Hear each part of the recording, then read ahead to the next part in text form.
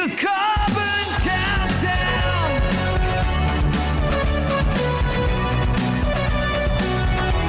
The carbon countdown.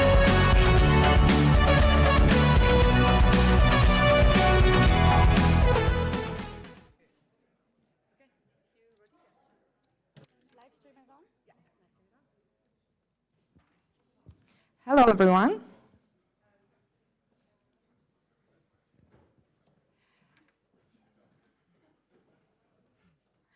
Hi, everyone.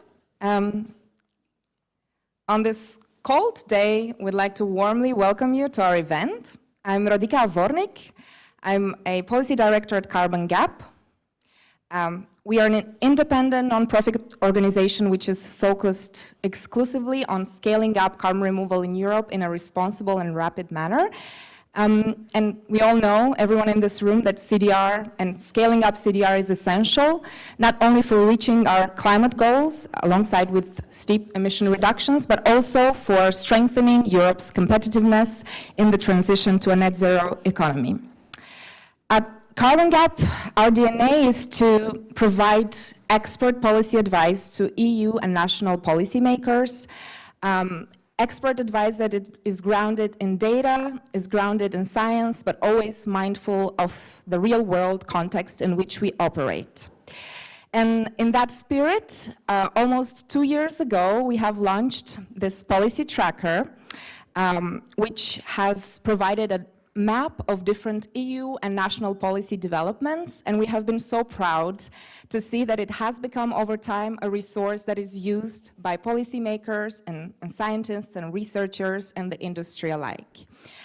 But in the last 2 years, our team has been hard at work updating it, fine-tuning it, refining it, and the version that we're relaunching today now includes a database with more than 600 funding opportunities for CDR and a country policy progress tracker, which already includes 9 European countries, and there's more to come.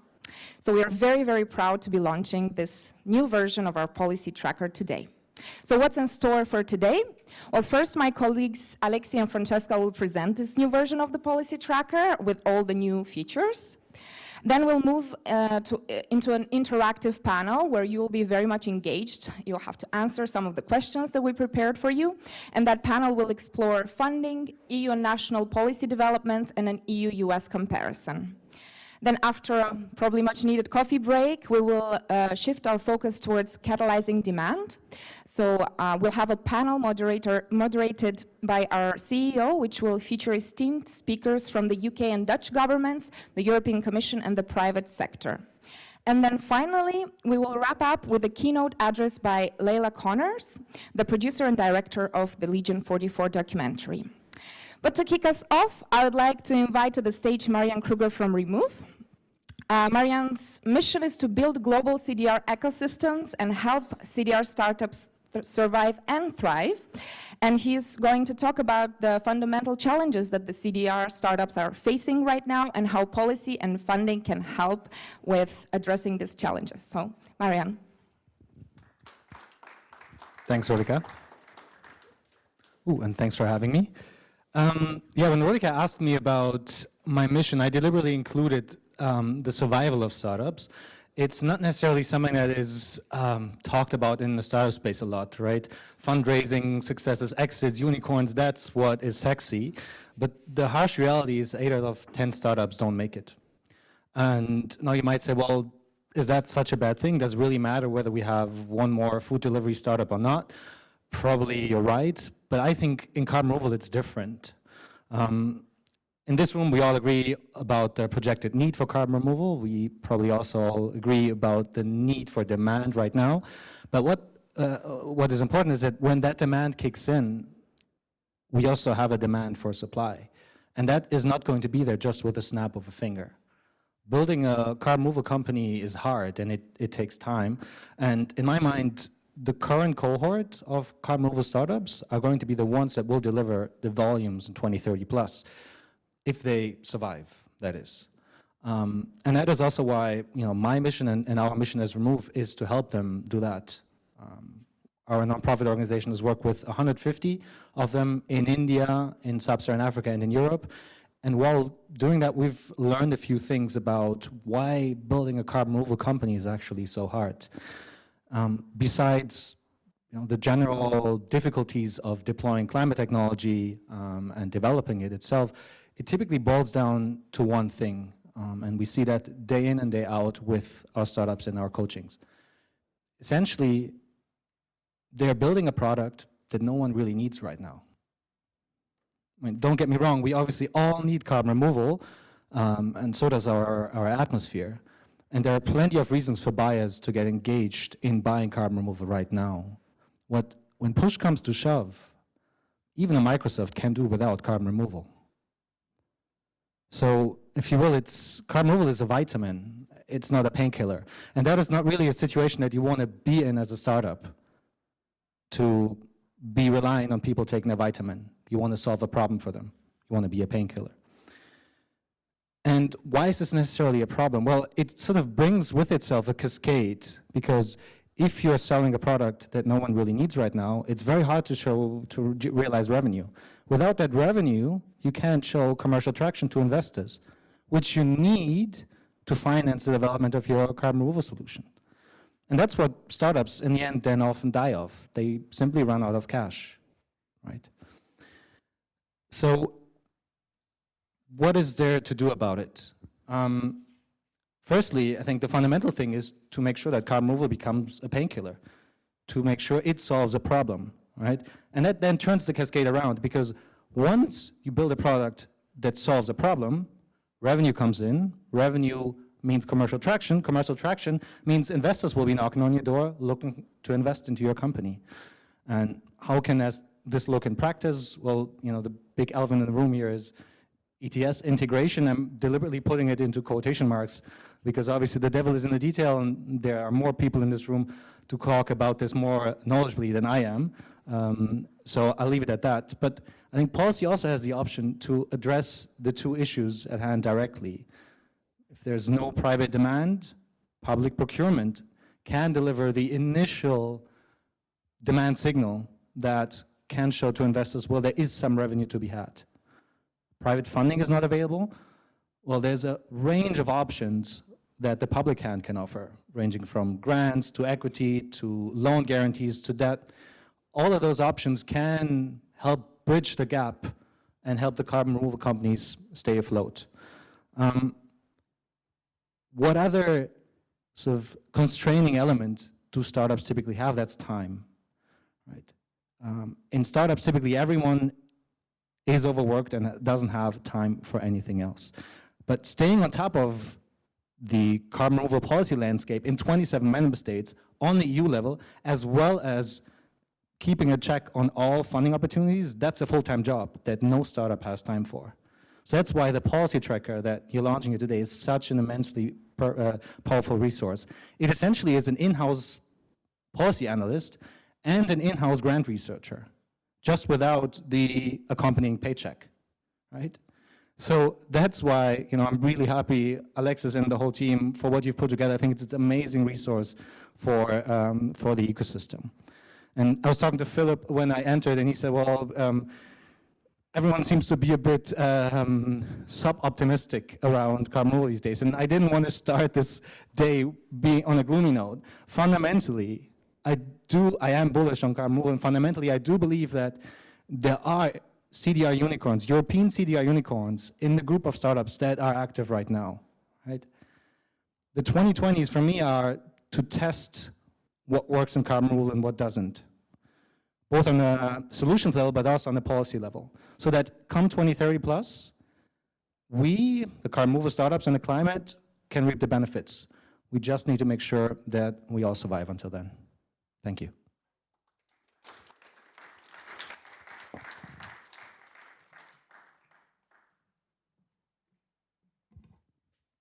Good afternoon, everyone. Thank you all for coming. And we have the easy job here, which is to present our new tool, the Policy Tracker. So yeah, we'll first walk you through what it is, and then what it is right now from today onwards, since 9 a.m. today. And then we'll bring some perspectives as to what you can find on here and why it's useful for you. So yeah, I'm Alexis Dunant.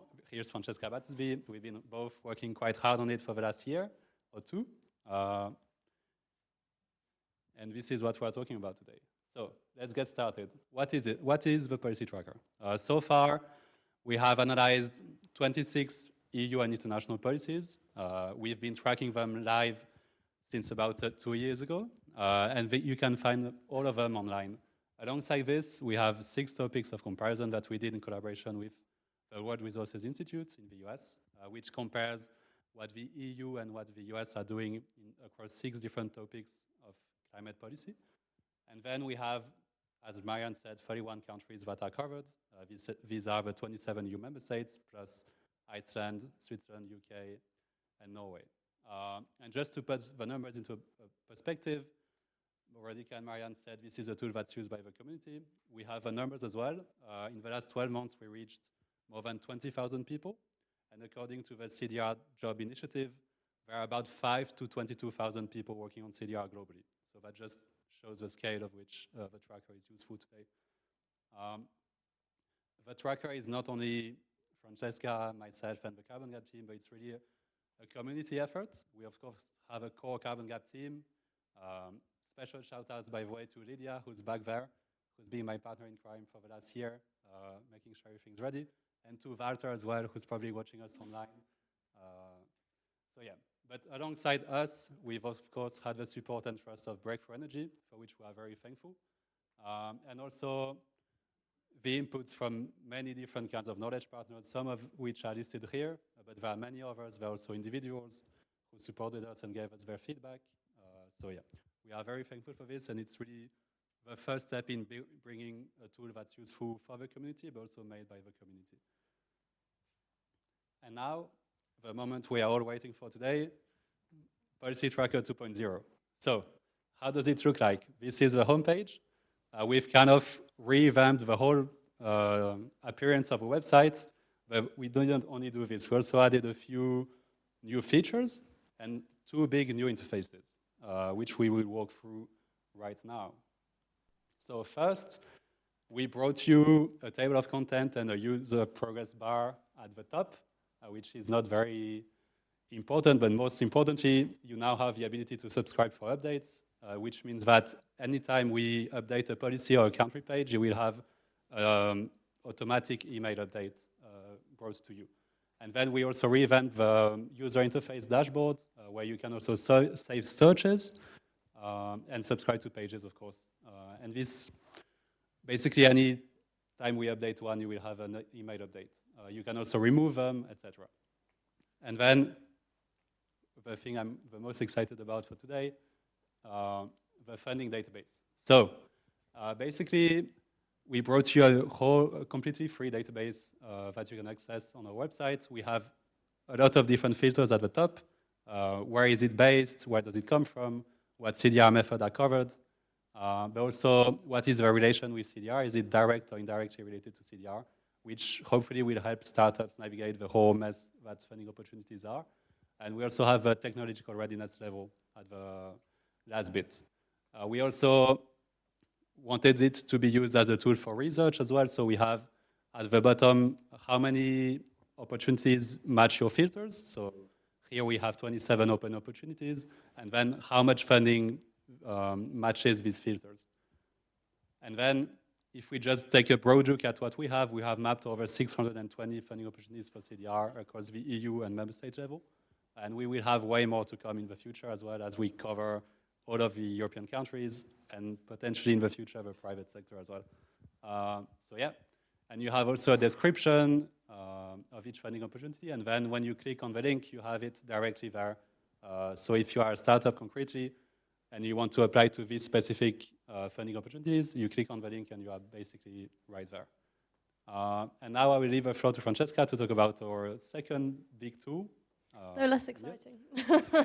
Francesca, the floor is yours. Great. So yeah, a second kind of key novelty of this new tracker is our policy progress tracker for countries. So of course we have version 1, which has a summary of countries' policy landscapes. The vision with version 2 was to make a tracker that's more comparable. We've introduced a scoring system, and the idea is basically to better understand policy maturity across different elements of the policy landscape. You'll see that our framework's built on pillars that link to our CDR strategy that we published last year. So things like the rules, the support for research and development, the deployment incentives, these are key elements that we see each country should have in place for supporting CDR. And of course, this will likely change and our assessment framework will likely evolve over time. But right now, we see these as being the key kind of elements that countries should be targeting to create a supportive environment for removals. Great. So when you come to the page, you click on the regional analyses section, and you'll initially come upon our dashboard where you can see a summary of countries' performance, and you can easily compare how countries are doing against different pillars. If you go down, you'll be able to look at a map, and this gives you an opportunity for a more comparative assessment. You can filter against different pillars and see how different countries are performing against each of those elements. And then when we click into a country, eventually, then we can see the full detail and the assessment on its policy landscape. So you initially have at the top the version 1, which is a summary of that country's policies. At the bottom, you'll find our comprehensive assessment framework, where you can click into each pillar, see the sub-indicators that we've created, find out about the individual policies that are in place, also better understand why we think those individual indicators are important and how we've defined them, and yeah, explore kind of our assessment framework. Next slide, please. So yeah, this tool we think is really important, obviously, as a research aid and for various things, but of course we do also want to take some insights away. What can we learn about the European policy landscape and where it's going? In terms of the state of play, promisingly, there are very few indicators where CDR policies are absent or where there are countries that are really lagging. There's a real growth of CDR-related policy making and strategy setting across Europe. Each country has different strengths, so while some countries are leading on rule setting or target setting, others are leading on physical infrastructure and making sure that that's in place. And crucially, even though country-level policies are important, the EU-level rules are really important in filling gaps and driving progress, especially on topics like biomass sustainability, carbon transport and storage, and target setting. So where are the bright spots? Well, almost all countries have climate-neutral commitments and intermediate targets for decarbonisation, which is really critical. We're seeing a lot of progress on the regulation of CO2 transport and storage, as well as support for R&D almost across the board, and generally incentives in place to deploy land-based CDR methods.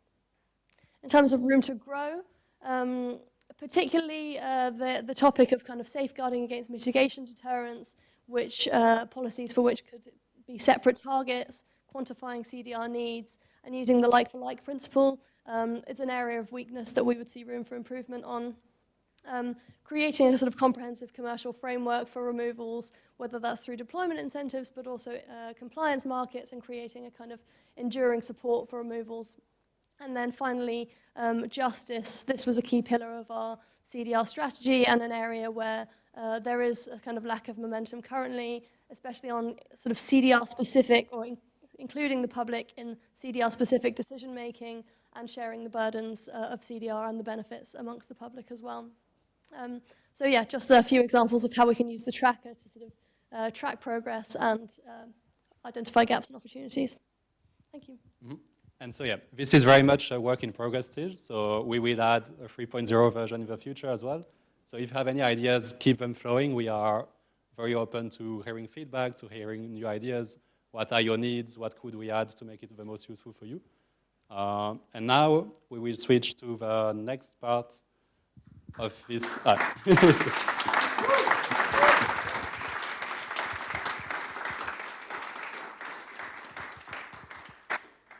Thank you. So yeah, now we'll switch to the next part of this event, which is an interactive panel. We did things a bit differently, which is we will ask you questions first, and then we will have some interventions based on them. We will look at 4 different themes, as Radhika said, so funding, EU policy, national policy, and then the Europe versus the US. And we have 4 amazing speakers today, which I invite on stage now. Yeah, thank you. And basically, what you can do right now as the audience is to scan the QR code here, and it will bring you to a Mentimeter. and there we will have questions for you. And basically, each speaker will first react to the questions and to your answers, and then they will have a few minutes to discuss about this. And the first speaker will be my amazing colleague Eloisa, who's been leading the work on the funding database on the tracker as well. She's a policy analyst at Carbon Gap, and her mission is to support the development of early stage carbon removal in Europe. So Eloisa, take it away from here.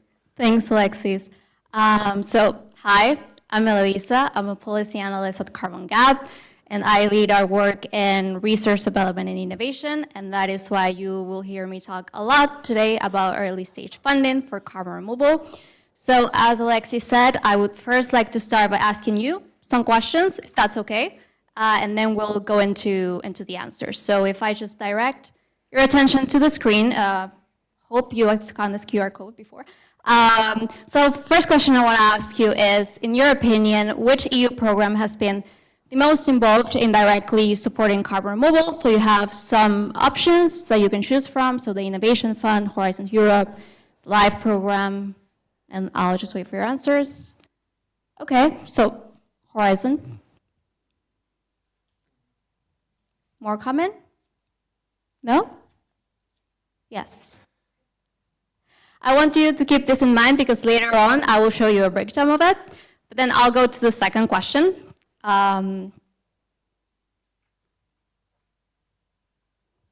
Yes. So I want to ask you, in your view, how much money should be dedicated to research development and innovation funding in the next few years? So we're providing you with some options, and I'm really keen to hear what you think. Oh, well, 10 billion would be just amazing. Then 2.5 is more on the middle range. Hopefully we'll get more than 500 billion. Brilliant. Now I want you to keep this number in mind, and then I'll go to the third questions. And I really want to know what you think this money will be for. So what CDR-related areas should RD&I funding target? And here I will give you some examples. This is a world cloud. For example, do you think we need research to decrease cost? Do we need research to improve MRV? So I will wait for your answers.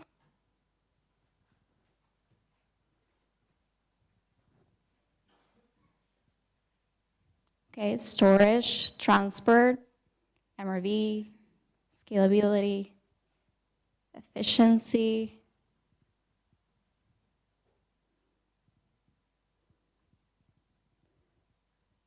First of a kind facility, capture technologies. Right, those are solid answers. Thank you for that. Now I'm gonna go into answering the questions, but first I kind of want to take a step back and really kind of address why I'm talking about funding for early stage carbon removal. And in very few words, we know that we need to remove between 400 to 800 megatons of CO2 annually by 2050 in order to reach climate neutrality in Europe. We know that for that, we need a portfolio of carbon removal methods. However, nowadays, a good portion of those methods are simply just not fully developed yet. And here, really, the European Union has a key opportunity to just be like this research and innovation powerhouse and really lead in the development of these technologies. However, that really needs to start with a very serious financial commitment to CDR innovation, and that's what I'm going to talk about today. So I want to go back to the first question that I asked you. I asked you which EU program you think has been supporting CDR the most. So actually at Carbon Gap, we've conducted quite an in-depth analysis of EU and member state funding opportunities.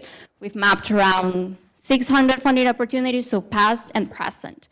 And we actually estimate that around 650 million, not including member state funding, have been directly dedicated to carbon removal between 2020 and 2023.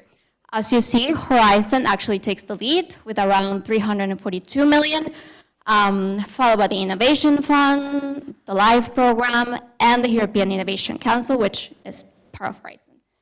So how does this actually sit in context? What is the funding gap that exists in early stage funding for carbon removal, and how much money do we actually need? So going back to the next slide, So Carbon Gap, we really focus on global estimates of research development and innovation needs, and then we focus on two geographies, so the EU and the US, mainly because obviously they will play a key role in developing carbon removal. As you can see, for both geographies, we find that their support to removal so far is far below what's needed, although the US has dedicated far more, and we hope that that commitment stays in the future. But if I focus on the EU, we see that around 2.88 billion to 5.86 billion need to be dedicated to carbon removal, so that is kind of like the funding gap. Within the next 15 to 20 years. And as I said, only 657 million have been dedicated so far. So we estimate that around 2.6 billion, at least 2.6 billion, need to be dedicated to early stage carbon removal in the next EU financial cycle through member state schemes and also obviously leveraging private funding. Now, I know this is a lot of information, and we actually have a report coming out next week. It's ready to go. And in here, you'll be able to see all of our estimations, really kind of look at things in detail, and look at our set of policy recommendations for the next EU funding cycle. But now, going back to the question, I said at least 2.6 billion need to be dedicated towards carbon removal. For what? What does this money is really targeting? So actually, we released a research gap database last year that gathers around 350 research gaps. And when I say research gaps, it's just open questions that still remain in carbon removal methods. And what we did is that we really tried to group them in 5 categories that we hope can guide the way the funding needs to be targeted. So here in the slide, you can see we have unlock new CDR methods, and this is basically to increase the diversity of methods that there are. We know that we need to optimize concepts and processes, and this is really to get the methods ready for scale-up. We obviously need to strengthen MRV to make CDR reliable. We need to advance CDR governance, and that's really to just build a sound foundation for CDR, and these includes addressing questions of public perception, justice, ethics, local impacts on communities. And then lastly, we need to obviously ensure that we have a sound CO2 transport and storage infrastructure. So if I go to the next slide, in very few words, what is the issue and what can be done about it? So I think we can look at this problem from 2 perspectives mainly. We have a very clear CDR funding gap that needs to be addressed, and we need to increase the funding by at least 2.6 billion within the next EU funding cycle and through member states' funding schemes. And then we have a set of structural issues that really become a barrier to applications themselves. We have issues like CDR projects being often lumped with other technologies in calls, such as CCS. We have funding calls that are vaguely worded and unclear, and it's quite hard for carbon removal projects to kind of know if they're eligible to apply for this funding. We have a set of funding calls that are simply not addressing the portfolio of methods. And we just have a funding landscape and funding applications that are quite overwhelming, time and resource consuming. So what can be done about it? The EU really can start by leveraging the full potential of all the R&I funding schemes that are already there. And this is really to address all research priorities and kind of ensuring that there's continuity in their support for projects across the whole life cycle. And then we can make RD&I funding for CDR more visible, accessible, and secure. And that really starts with targeting CDR explicitly and directly by addressing a portfolio of methods, by decreasing the complexity of application procedures and really highlighting funding opportunities. And this is actually why we've designed this funding tracker in our policy tracker to really help you digest the funding landscape and give visibility to funding opportunities. And tons of work went into it. We're super proud and super happy that it's finally out in the world today, and hopefully it will be quite useful to you.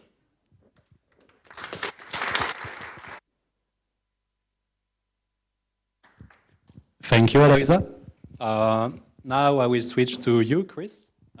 Chris, you have a Secretary General of the Negative Emissions Platform, and you describe your mission in the CDR sector as to help the CDR sector grow in size, impact, credibility, and maturity, which is quite a substantive mission. So I'm very happy about the ambitiousness here. But yeah, take it away from here. You will talk to us about EU policy, and we'll start with questions at the beginning. So yeah.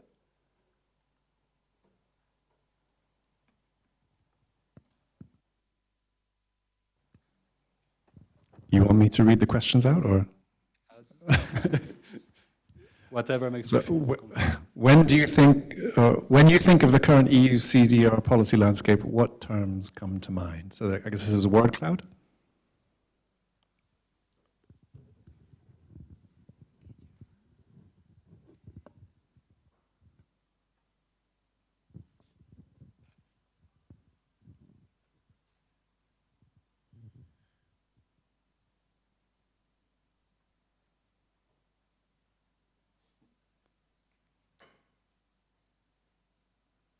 Okay, they're pouring in now.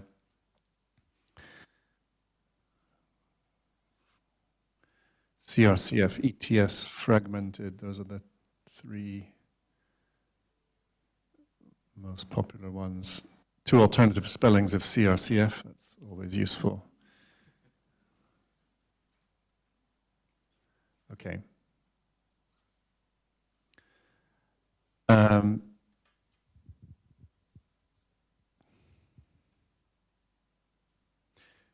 Great. Well, I mean, I think fragmented is the biggest keyword there. So maybe I'll start with some reactions to that. I think in our work we have observed that there is quite a lot of fragmentation if you look at the national landscape. So there are some member states whom we talk to who are developing a carbon dioxide removal strategy or a carbon management strategy or some other kind of strategy which is specifically looking at carbon dioxide and how they can build an industry around this, how they can stimulate conversion of local businesses, how they can build infrastructure, etc. And then we have other member states who tell us that they are resistant to policy on carbon removals because they think that they can't really produce carbon removals and they're going to be forced to buy carbon removals, and they would much prefer to have a more flexible regulatory framework that doesn't bind them into these sorts of things. And I think that's a problem because if you think of that at the EU level, right, if countries like that are resisting EU attempts to build a CDR industry, then what's that going to be at the global level, at COP, for example? If a country, let's take, for the sake of argument, like Lithuania, is resisting a regulatory framework for carbon removals, then what about a country like Angola? You know, how are they supposed to think of carbon removals as something that they can do and export to the rest of the world? So that national level is certainly fragmented. I think it's also clear that the European policy framework is partial. I'm not sure I'd call it fragmented, but it's certainly partial. And I know the Commission is well aware of that and is working on next steps. And I see ETS is another big topic there.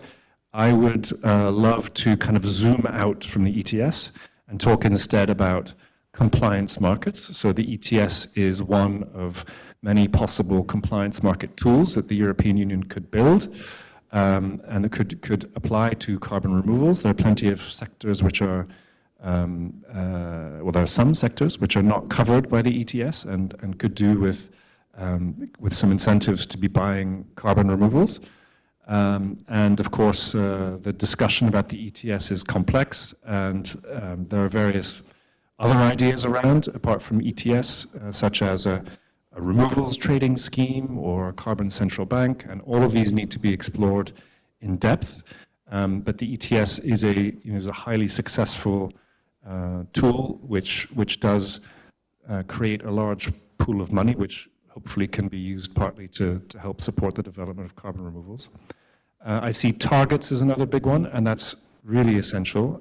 So we very much support, along with Carbon Gap, by the way, and the rest, as far as I can tell, every NGO, every university, like every expert on this will tell you that there needs to be some kind of carbon removals target in EU law, and we very much hope that the Commission will propose that in the revision of the EU climate law. The signals that we get from the Commission are that they may not do that, and so we would welcome everybody to continue to put pressure on the Commission to go that way. But those separate targets would really send a huge signal to the market to trigger investment in carbon removals as an industry which everyone can see on paper is going to be a big one for the future in Europe. And maybe I'll pause there. We can go to the next question, which is, in your opinion, which policy will have the greatest impact on accelerating the deployment of CDR in Europe? And we've listed a few options here. There's also an other section. So yeah, feel free to select one. And then, yeah, as we go, feel free to react.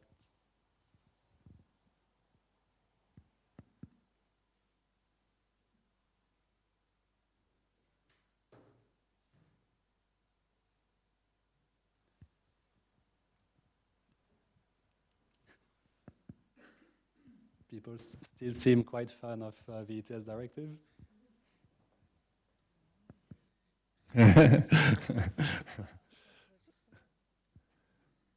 Yeah, okay. So I think consistent with what I was just saying, 2040 targets are regarded as one of the absolutely key demand signal drivers for the market. The ETS is also part of that kind of picture of creating demand. So that's where we are, I think, right now in the market. That's what Marian was saying in his opening remarks. We have a very rich ecosystem of startups in Europe. I think CDR.FYI produced a report earlier this week or late last week, over the weekend, which looked at the number of companies that are in CDR supply in different regions, and Europe is noticeably ahead of North America in terms of number of players in this space. So there's an opportunity to develop that ecosystem, that industry here, in a kind of bigger and stronger way than it's being developed elsewhere, and creating demand signals in Europe is going to be a great way to help build on that potential. CRCF, also very popular, so that's a great piece of legislation which is a key building block of having a system in place that can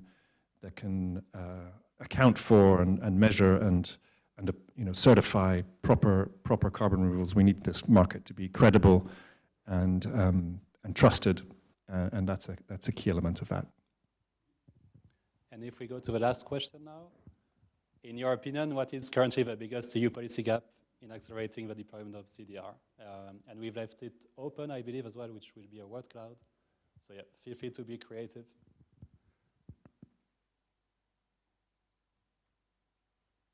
And I guess since people need to type, it will take a bit more time to come in.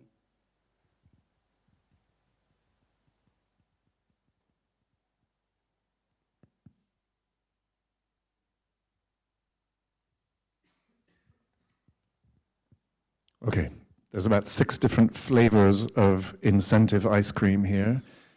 So clearly incentives is important, and I think there we're looking at various forms of incentives for the creation of supply. In other words, developing the potential of suppliers in Europe, which is great. I mean, it's not great that there's a gap, but it's great that there's a consensus on that. What else have we got? Defined market, safe space. Oh, safe space for corporates making claims. So yeah, if you can't say that you bought carbon removals, then why would you buy them? So that needs to be protected. public procurement, lack of governance, R&D funding, trust. So hopefully CRCF helps address trust. Public procurement is lacking because no governments are yet committing large sums. Substantial public procurement program. Yes, maybe I'll touch on public procurement. I think that's a really interesting one. The US government did a really interesting thing, I think it was last year, maybe it was the year before, but committing $35 million to a program of public procurement for CDR. $35 million, especially for the US, is really not very much money, but it was a super useful demand signal to the market. It says to the market, hey, this is a government which not only is, has some climate goals, but is actually committed to putting money towards them, and you, the market, should follow our example. And it doesn't have to be a large amount of money, but it can be, for example, money which is designed to bring the institutions of government to their own net zero targets, or it could be money which is designed to flow in a different way. But that's, again, a nice demand signal. Maybe I'll pause there. Thank you very much, Chris. I think that was a very interesting picture at the EU level. But as you know, the EU is made of member states, and this is why we brought in Felix as well. So Felix, you are a research associate at the German Institute for International and Security Affairs, and you describe your mission in the CDR sector as exploring robust policy designs to integrate CDR into the existing climate policy architecture. So yeah, the floor is yours to talk about member state policy. And I can also switch the slides for you. Okay, thank you very much for the invitation, but also for producing the tracker. I think it's really a very helpful tool. And I always wanted to comment on Menti answers live, so this is a great opportunity to comment on what other people respond. So should I read the questions, or I can do it? Okay. In your opinion, what is currently the biggest EU policy gap? I think that's the question from the last round. No? You are. Okay, here we are. In your opinion, which country has made the most progress in deploying effective carbon removal policy? You have a selection of countries there, and I'm curious to see which ones you choose. We just heard it's like Eurovision.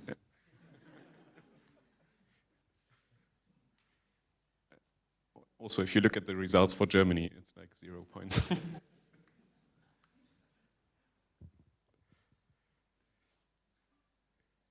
Okay, it's still moving a little bit, but I think it's the EU is also there. I just saw it there on the right. Yeah, we see the UK, which I'm happy that we see the UK here. We shouldn't forget about it when we talk about countries in Brussels. It's very important to have it on the map. A lot is happening there, and we should always think about how to link different policies. So it's very good to have it here. And of course, Sweden, especially with the news from the last 2 weeks, or when was it? 2 weeks ago, I think. With the reverse auction scheme, this really, what you in political science sometimes call experimentalist governance, so they really try to find ways of how to fund, especially bio-CCS in this case, of course. But we also see Switzerland, Norway, Denmark, of course. I think Denmark is a little bit, in my understanding at least, underrated here. Also interesting things happening there, but I also can think of other countries that are a little bit underrated here, but we will hear more about that later, I think. But I think this is an interesting mapping already. I think we can go to the second question.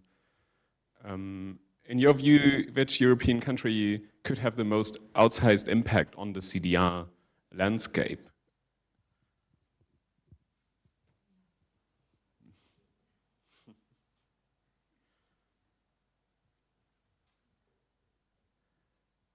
Yeah, so the numbers for Germany are changing now.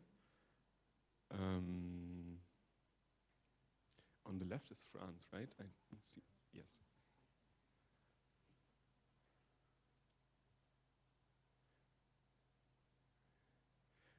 Yeah, so I think this is something that everyone would expect, that the large member states do play an important role here. And I personally completely agree, but we also see that in these countries it's not easy to come up with CDR strategies. the German government didn't manage to finalize the strategy in time. We currently don't really have well, we have a government, but we have elections on Sunday. So let's see what happens to the strategy.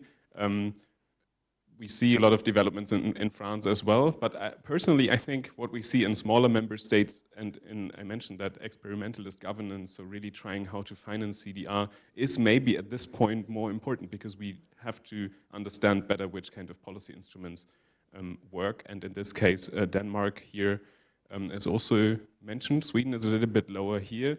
And of course, on the right, the European Union, I also agree on that, but I will comment on that later. So now, yeah, no, it's increasing. It's funny, if I mention something, it goes up.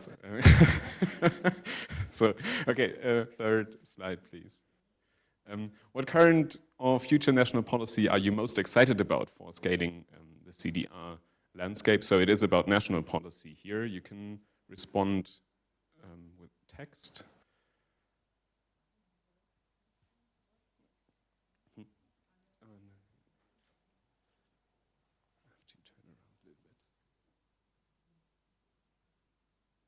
Yes, I see different versions of procurement, contracts for difference, the ETS in the UK, procurement again, subsidies and carbon contracts for difference. So here again, I think it's the same point that Chris already mentioned. It's about demand, it's about incentives, create incentives for CDR, and there are different options for it, and there is no silver bullet in terms of policy instruments that we also see already in member states. There is the long-term strategy from Germany, I see there, and separated targets as another instrument. So a lot of interesting developments here, and it's not like, it's maybe fragmented, as we heard for the European level, but I think it's not a problem that we have a fragmented policy space in member states. I will maybe move to the slides that I prepared for the second part of this. Exactly, you can immediately jump to the next one. Because I wanted to talk a little bit about if we track policy, we also have to evaluate who is a leader in CDR policy. And last year, we spent a little bit of time to think about what are principles for robust CDR policy. And actually, you can find them in your categorization a little bit. I think it's similar to that. Not all is the same, but I think these 5 elements are, if we are looking for who's a pioneer in CDR policy, we should look at these 5. I will read them briefly. It's of course about credible monitoring, reporting, and verification. That's a big, important step that we still have to work on. Gradually phase in policies into existing policy landscape. It's not the one fancy policy instrument that we will have next year, but it will take time to phase it in. Link the deployment to net zero goals and set net negative targets, and important elements that we have in very few countries at the moment. And when we design policy instruments, think about how to make it net negative ready. So it's not only about demand in the short term, but it is also important to think about the demand in the long term beyond 2050. And then this, I think, is also important, strengthen international research, deployment and demonstration cooperation, especially now in the times that we are in. We have to continue to work with other countries on doing CDR policy. The European Union cannot solve this alone, of course. I have some policy spotlights. I will skip that, but move to the next slide where I have just very briefly reflections on the next steps in national CDR policy. To provoke a little bit, don't wait for the European Union to introduce new policy instruments or expand existing ones. I think in the next 3 to 5 years, policy initiatives really have to come from the member state level. It takes a lot of time in the European Union to agree on something. Maybe we have countries that block decisions, so I think we really have to look at the member state level. And that is also why it's good to have the tracker here to provide an overview. Building alliances between countries that are leading on CDR. We will see different speeds on CDR policy and differentiation across member states. And I think that's okay. Not all 27 member states really have to take the same speed on CDR. It's fine if we have alliances who really want to go ahead. Something that we have to think more about is explore the case for CDR as part of the competitiveness agenda. I think as a community, the CDR bubble didn't really find good answers yet how CDR fit into this new story that is dominating the new Commission, but also the European Parliament. We have to think more about this and don't take the hype that CDR served on over the past years for granted. This can really change, and we already see signals for this in other countries, so we shouldn't take this for granted. And linked to this, the US is leaving a vacuum in CDR policy, and I think in close cooperation with the UK, I mentioned that earlier, the European Union should really step in and try to seek to fill this role, because it is a big gap, and I think it's also an opportunity for the European Union, but also for groups of member states to fill in this gap. Thank you very much, Felix. And now, last but not least, Eve Tame, Managing Director at Climate Principles. And you very neatly describe your mission as bringing clarity to CDR policy. And you will talk about how Europe and the US, basically the EU and US policy landscape, especially in this context, I think it's a very important topic. So yeah, the floor is yours. Thank you so much. Very happy to be here. I'm going to move here because that screen is a bit far, and this way I'm not constantly showing you the back of my head. I hope so, at least. So first of all, how much time do I have? Because we have 2 minutes left in this session. You have 10 minutes as planned. 10 minutes as planned. Yes. Okay, great. Well, first of all, I was so excited to hear that we have 600 funding opportunities already in the tracker, because the first information was 500, so we waited overnight to get 100 more. I hope that the progress continues in this pace, because this is what we need, right? This is great. But let's get started with a word cloud. Word cloud, right? Is that what's coming up? So when you think of the US national CDR, so federal, you mean, CDR landscape, what words come to mind? So federal level, not state level, right? Federal level. Entrepreneurial, public procurements. DAC focus, yes, has been historically big. Tax credits.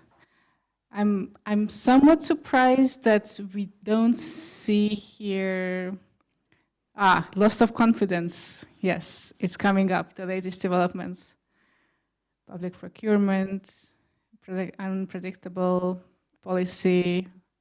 That's, I think, if we compare the US and the EU, most of you probably now have realized how policy predictability is hugely different. When the EU sets up their policies, their 2040 framework, and starts implementing it, we know things are going to happen. In the US, where what we're seeing now is we had 45Q for so long, and now there's a question mark exactly how this, milestone piece of regulation will actually continue.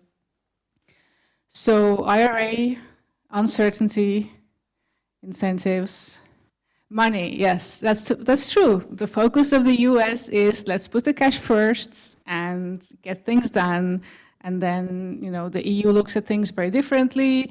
The focus is we first, we look at things, we build the MRV tools, and then we start pulling these into the policy frameworks, and then we start putting in place incentives.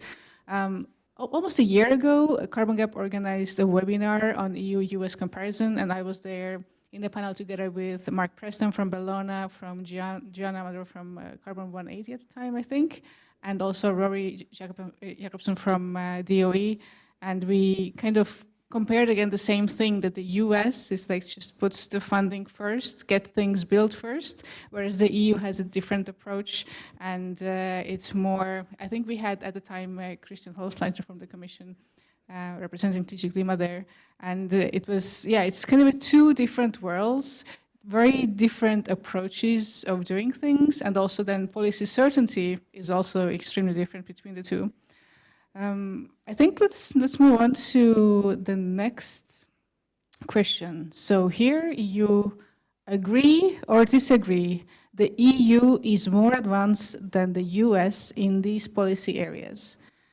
Government procurement, so is this on the EU level now, not on the member state level? So on the EU level, government procurement, certification on MRV, CO2 transport and storage, compliance regimes, funding for research, development and innovation, and deployment incentives. So there is on one side strongly agree, on the other strongly disagree. It's really cool. I haven't seen all these different versions of what you can do with Mentimeter. That's great, and it's true. I was wondering how it's going to be when we are just commenting live on what Mentimeter is doing, but it's great. It gives lots of food for thought. Plus, no one is falling asleep in the audience, right? You're all holding your phones, but not to check social media. You're doing something useful.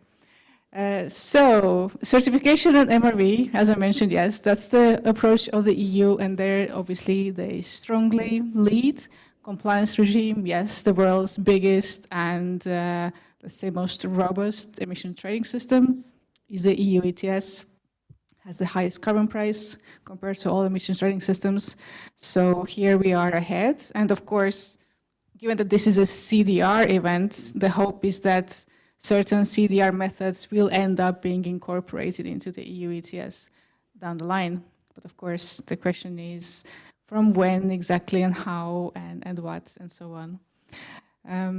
Transport and storage. This is kind of midway, and it's true that in the EU we have Industrial Carbon Management Strategy, we have the Net Zero Industry Act, there is plenty of development. Things are a bit more tricky in the EU context because there is a lot of cross-border aspect to it, whereas the US, one country, yes, different states, but they have less challenges there. In the US, you have some states that are very big on the infrastructure build-out, Louisiana, North Dakota, Texas, but in the EU, it's kind of approached. I mean, of course, there are countries that are building out projects today, but there's also this plan of we need to build out the European infrastructure because it cannot be only around the North Sea. We also need infrastructure around the Mediterranean. We really need to create the opportunity for all the big emitters to actually be able to connect to the joint infrastructure. When we talk about DACs and BECS, for example, it's less relevant to some other CDR methods. The EU not doing well on government procurement, but I understand there is something coming on this type of financing as well in the pipeline. We've heard some hints in the CDR expert group meetings and the last workshop the Commission did on funding permanent removals. Let's see what happens there. But yes, deployment incentives, putting the money out there. This is where the EU is not coming first at this point, but maybe we can turn it around. Let's see. And we have a third question coming up. What is the area of the CDR sector which is the most potential for collaboration between these two regions? So the area of the CDR sector, I guess the area could be something like MRV or CDR methods. So you can do technology transfer discussions. Given how many people we have in the room, I'm expecting more answers here. So get your phones out. I want to see everyone holding a phone. No excuses. Okay, market harmonization. That's a great one. Standard protocols, MRV. Yeah, that's all in the same topic. Technologies, completing the value chains. I guess there is knowledge sharing there because I'm not sure if we will have value chains crossing the Atlantic, but maybe in some cases. Transport for storage. On that, we actually, with the Zero Emissions Platform, where I'm also active, we did a workshop recently for the European Commission where we specifically used the knowledge and experience from world-class monitoring experts from Canada and the US to teach the European governments on how to approach the storage monitoring and so on. So there is collaboration there that can happen. Procurement policies, yes. I think now for a couple of years the EU is looking at the US and trying to learn from it. What I'm really curious to see is we've now had time to learn from it. We are seeing already the results. We are seeing what is happening. So now when the EU is actually going to do something on a European level, there are no excuses to not do it in an amazing way. It has to be great. because there has been plenty of time to learn. Nature-based solutions, you see, I did not see that coming up, but true and also very relevant. Market linkage. Yeah, plenty of ideas here to explore because Carbon Gap is looking a lot into these two jurisdictions and how to collaborate and how to get one learning from the other. So I think you probably have some food for thought here.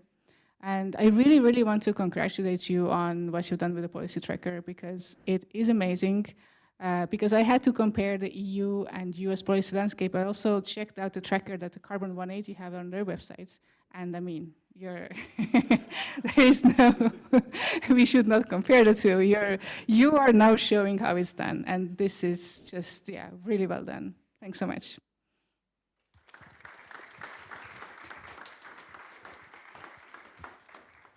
So yeah, you can leave it here. Thank you very much to all four of you. I think it was super insightful. And now I think our brains were working quite a lot, so we have a little coffee break now. And please come back at around 2:55 for the next panel.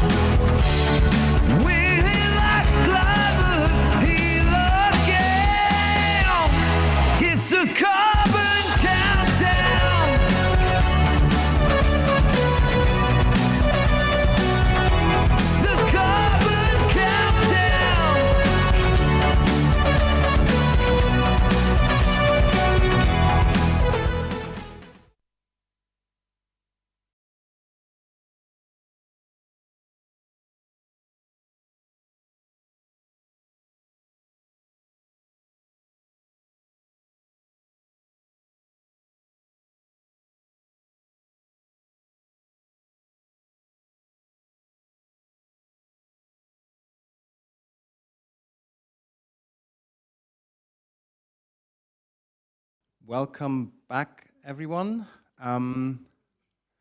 People are still shuffling in. We'll start in a second. Meanwhile, I do want to thank my team. I'm so proud of you guys. I know this was so much work, and I think the results speak for themselves, and I'm so happy that we have this now.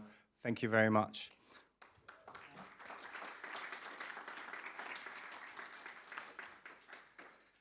So I have an esteemed panel here with me from the EU, the UK, and member states in the EU and the private sector. And we do want to talk about demand again. And we've heard that word so much today, demand, incentives.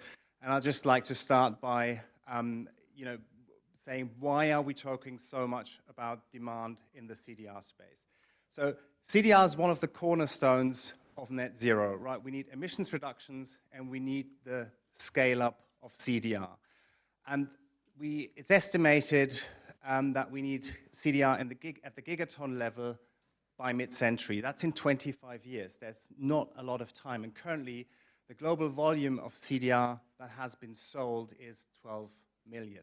And in the EU alone, it's very likely that we will need millions of tons of CDR within 25 years. So scaling up is so important, and we have so little time for this. And with me, I have, I would say, 4 pioneers that are trying to facilitate this from the EU level and government level and the private sector, and that's what we are trying to talk about and get clarity on. So we'll have audience questions at the end of the panel, so please think about questions along the way. But I want to start with my panelists now, first turning to you, Alice. Alice is the head of greenhouse gas removals business model for the UK Department of Energy, Security and Net Zero, or DESNZ as we call it. And Alice, the UK is developing the first carbon contract for difference model dedicated to CDR. So I'd like to ask you, why are you doing this? What are the goals, and why have you chosen this mechanism to support CDR? Woohoo! Yay! Yeah, thanks very much, Christoph. Hello everyone. First of all, I want to apologise because everyone in this room has been referring to CDR, and I will shamelessly just use the terminology of GGR because that is the term that we use in the UK predominantly, but I do really just mean it for the purposes of today interchangeably. The first thing I want to say is that the UK is committed to the large-scale deployment of greenhouse gas removals in line with our carbon budgets and aspirations for net zero. We have a long-term ambition of a negative emissions market that's underpinned by demand in the voluntary carbon markets and the UK Emissions Trading Scheme, the ETS. We are, as part of that, we've committed to develop a business model which basically helps to address the gap between how much it costs projects to develop GGR credits and how much those credits can be sold for on the voluntary and compliance markets. So the business model that we have opted to go for in the UK is structured on a contracts for difference style. And we elected this type of model after a series of consultations, calls for evidence and studies into what would best suit the UK space. The reason that we landed on this particular model is because it best addressed sort of the gap in market uncertainty and the need for revenue certainty from businesses, and it enables the mechanism to remain linked to market conditions and helps to address barriers of that sort of high cost of deployment of these nascent technologies in a nascent market. Other benefits of the CFD model is that it's also very well known and understood from its use in other similar schemes, and that was particularly appealing to investors as well through all of these studies that we went through. I've talked there a lot about the business model because that addresses maybe the supply side of the GGR puzzle, but obviously it's not the only piece. So also in the UK space, we have consulted on the integration of GGR credits into the UK Emissions Trading Scheme, and we're due to respond to that consultation.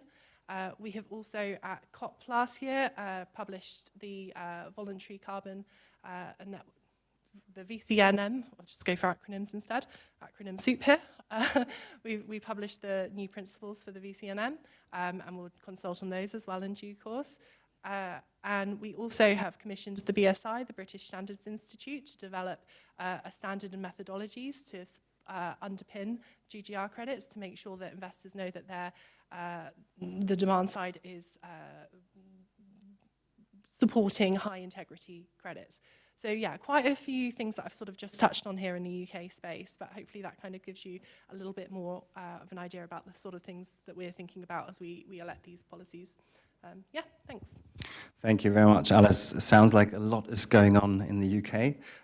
Turning to you, Fabian, and the EU. So you recently, Fabian Ramos, I always forget to introduce him because everybody knows him. Fabian is a policy officer at the European Commission, DG Klima.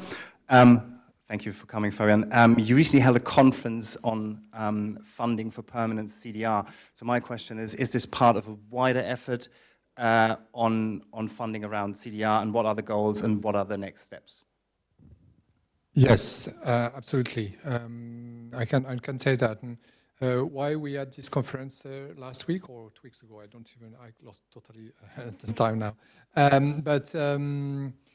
Yeah, the idea is that now the Commission has identified several things for the integration of carbon removals into our EU policies, and we need to go step by step. One of the very first steps was a certification framework for carbon removal to make sure that all the monitoring, reporting, verification is in place, and we can safely integrate carbon removals. And now we need now to do more than that. We should not, of course, stop there, and we are looking at what else we have to do. We are going to talk a lot, I suppose, again, about the demand. This is the key aspects. We started today the event on this aspect, and this is also something that the Commission is doing. I think that very recently, in the competitivity compass, there were some mention of the carbon removals associated to the competitiveness, and the fact that carbon removals, we need them to achieve our climate goals, and we need also carbon removals to help the industry to comply with the obligation that they have, in particular in the context of the ETS. So we are exploring all that. But today we need to kickstart the development of carbon removal, permanent carbon removals, and for that maybe the long-term, the mid-term solution is not fully adequate for that, and we need to also have some instrument more dedicated to the short term. And this is what we were looking at during this conference, the different tools that we have today, and which tools we can use for what kind of purpose, and also for what kind of removals. Because when you look at financing carbon removals, it's not only a matter of at which state of development.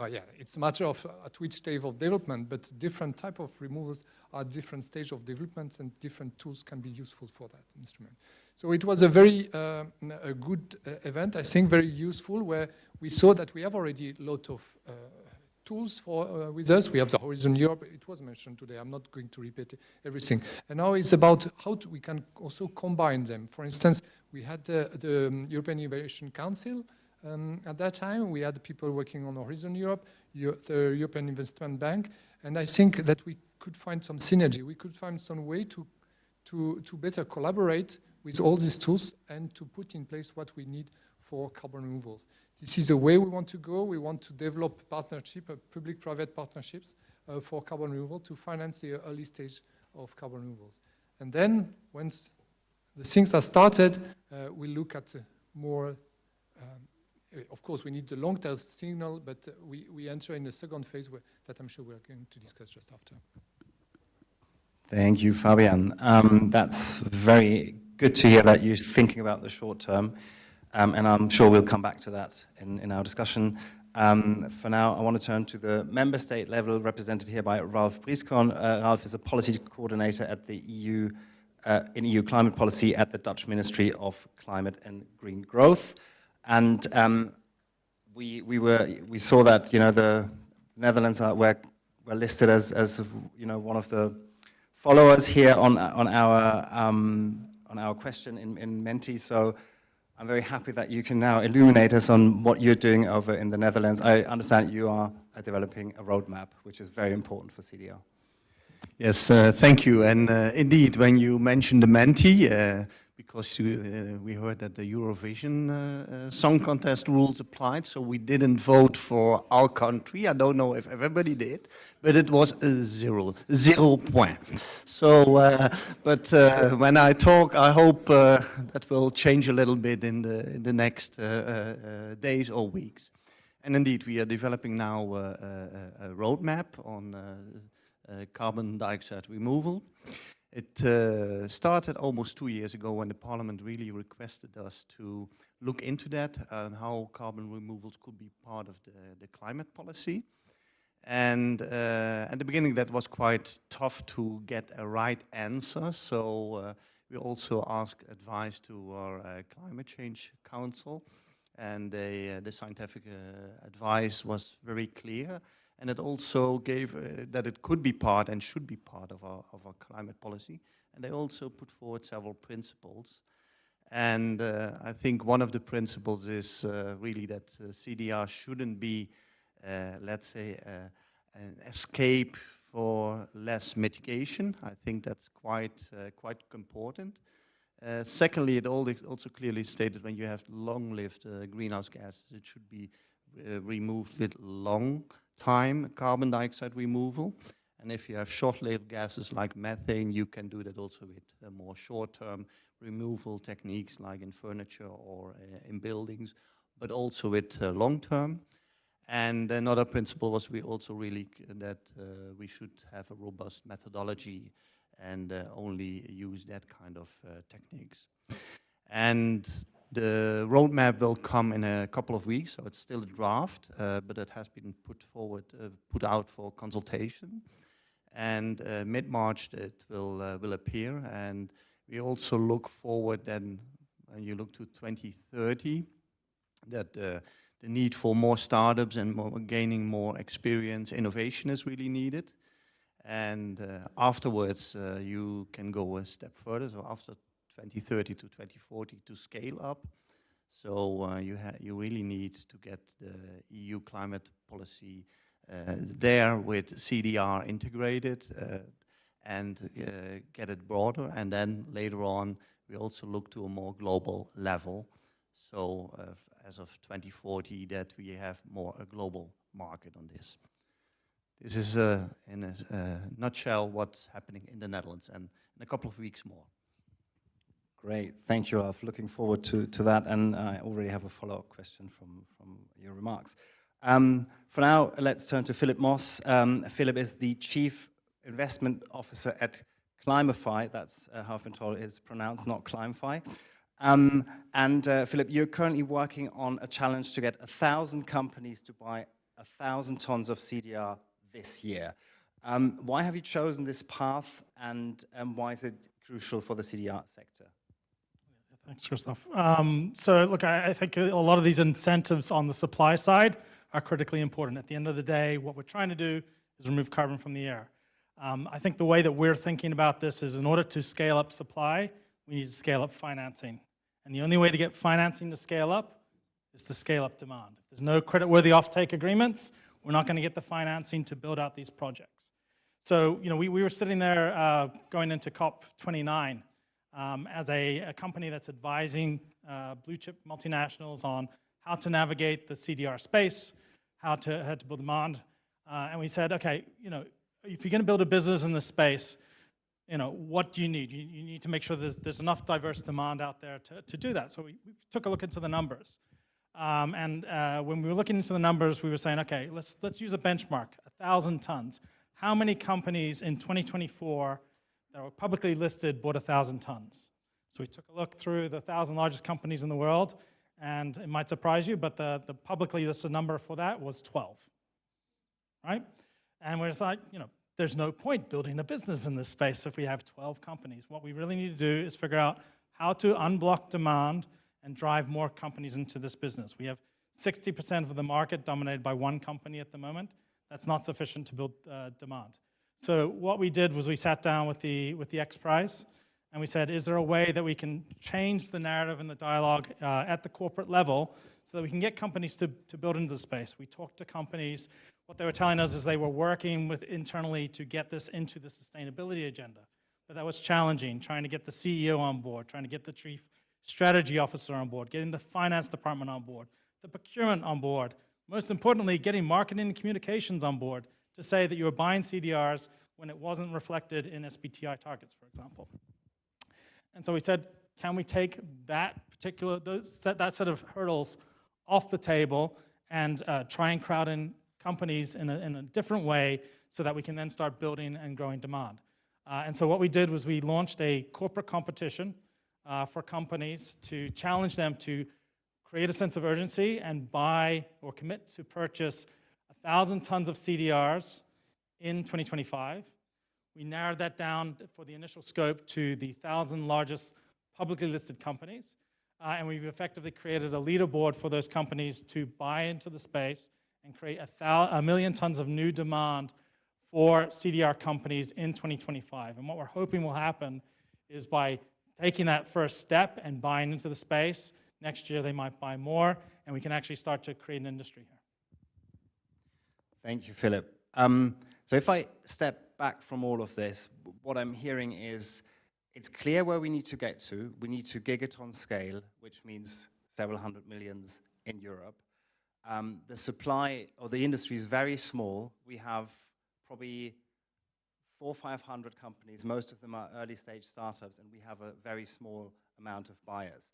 So I think the initial plan that we all saw 2 years ago, 3 years ago, was that we saw this growth in the voluntary space.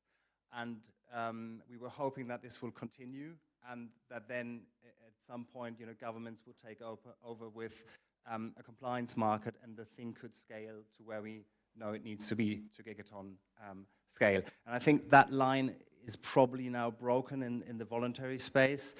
You just described, how difficult it is to get new buyers into the space. So I think one of the discussions we can maybe have is how can governments and the private sector work together to bridge that gap and to kind of build that ramp into the compliance space or into the gigaton space globally.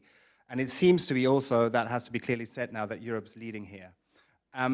So maybe I put this out to all of you. What can, Fabian, you mentioned private-public partnerships. You're doing something, around actually a business model here. So what are the timelines you think about, and what can be done this year, the next year, and in 2027? Are there realistic things that can be done to build that ramp? Who wants to start? I can say a few words about that on timeline. I think at the level of the European Commission, or the European Union, one key milestone will be 2026. Well, we have a lot of work this year on the finalization of the certification methodology for carbon removals.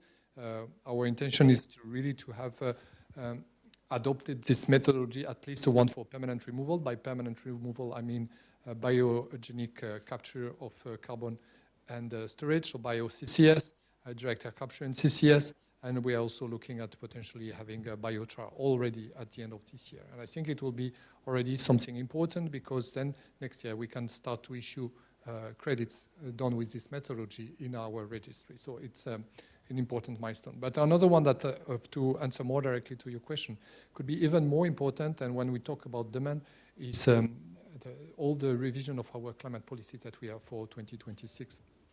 It's going to be an important moment.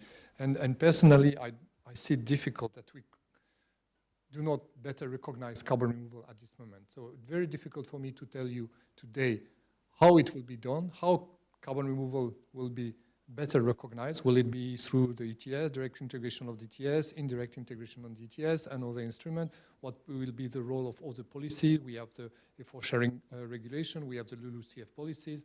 Do we need to be creative and to put in place another instrument? I think Felix had a very good remarks on that earlier on today, saying that we have also to account for the context and what is really feasible at this stage, and to try to be efficient, to propose something that can concretely make things happening in the short term and not having endless discussion after that, after we do our proposal. So for the European Commission, 2026 is important. I mentioned again the competitiveness compass, where we have committed to try to build the business cases for carbon removals. And we have different options. We know what are the options. It's just that we have to take a decision on which one we choose. We have to very well justify it and to have a timeline for that, for the implementation of these options. And again, this is something that is coming very soon. You have to be a little bit more patient from our side because it's not simple discussion. But 2025 for the TRCF methodologies, 2026 for the new proposals of climate policies. Thank you, Fabian. I think those are numbers that are quite good to hear because we're not talking the end of the decade, and you wanted to grab the microphone. I actually wanted to ask you a question. Is that music to your ears? Is that something you can work with, or is that too late for the private sector?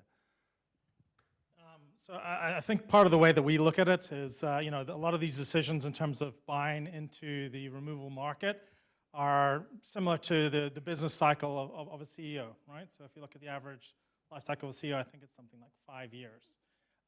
So unless you're getting a investment decision into that period, it becomes challenging. That said, I think what buyers are telling us is that what they need is a few things. They need some targets. They need to understand that they are not going to be showcased on the front page of a news publication for doing something which is not in line with what they should be doing. And they just need confidence that there's a trajectory there for them to make the investments and commit the political capital they need in order to get there. Right now, I think, we've talked about the US leadership position. They've seen a lot of growth in the CDR market in the US. We'll see what happens now that some of the effectively sovereign guarantees that have been provided are withdrawn or maybe come under some additional scrutiny. Because these are long-term investment decisions that companies are making, and they just need to have visibility on it. So what we've said is that if we have targets, that would be useful. I think having a separate and distinct target for durable removals is essential in order to drive capital to the space. So anything that we have that supports those efforts, we look favorably upon, including in the UK with what we understand is some consideration about including CDR or GGR.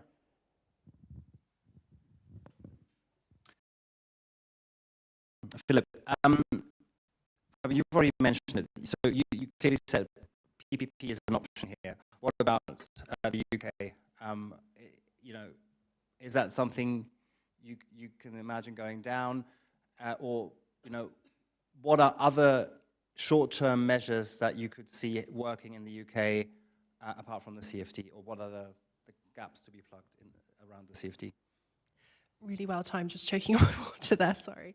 It's a really interesting question. I think the UK focus at the moment is on the business model, but that doesn't mean to say that other options and other routes aren't interesting, worth exploring. We definitely keep a really close eye on what's happening on the EU and what's happening in the US as well, to make sure that you consider all parts of the sort of policy direction.